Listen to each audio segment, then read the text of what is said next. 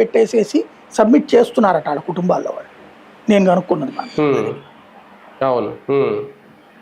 అలా అయితే పెద్ద అది యాక్సెప్ట్ చేస్తున్నారు బిఎల్ఓ. సార్ వైసీపీకి భారీ లాస్ ఉంటుందా దీనివల్ల? అంటే ఎన్నికల మీద ప్రభావం చూపించేంతగా ఉంటుందా సర్ప్రక్రియ? అసలు ఇంకా పూర్తి కాకుండా మాట్లాడుతున్నారు వాళ్ళు. నేను అనేది ఏంటంటే ఇప్పుడు ఆ టీడీపీ వాళ్ళు దాన్ని మేనేజ్ చేశారు, ఒప్పుకుంటాను.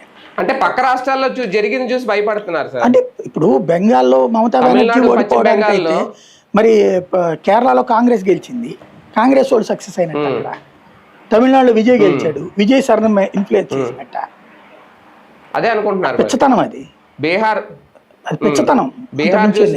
పశ్చిమ బెంగాల్ అదే బీహార్లో ఎన్నిట్లలో అంటే బీజేపీ గెలిచిన చోట్ల ఒక రకంగాను, మరి ఈ 2 చోట్ల కాంగ్రెస్ విజయ్ గెలిచారు కదా, దాన్ని ఎట్లా తప్పు పడతారు? మరి అక్కడ బీజేపీ గెలవాలి కదా ఆ లెక్క అయితే.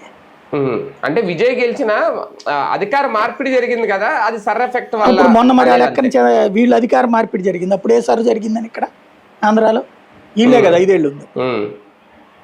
దానికి దీనికి సంబంధం లేక, కాకపోతే దీని తర్వాత ఒక సమస్య వస్తుంది. ఇప్పుడు రేపు లిస్ట్ రిలీజ్ చేశాక వాళ్ళ ఓట్లు పోతే పెద్ద వివాదం అవుతుంది, నో డౌట్. అందులో అప్పుడు తీస్తారు ఎమ్మెల్యే క్యాండిడేట్లు అందరూ, అప్పుడు వీళ్ళందరూ జనం కూడా వెళ్తారు వాళ్ళ దగ్గరికి, లేదా వీళ్ళే ఫాలో అప్ చేసుకుంటారు, అదంతా నడుస్తుంది.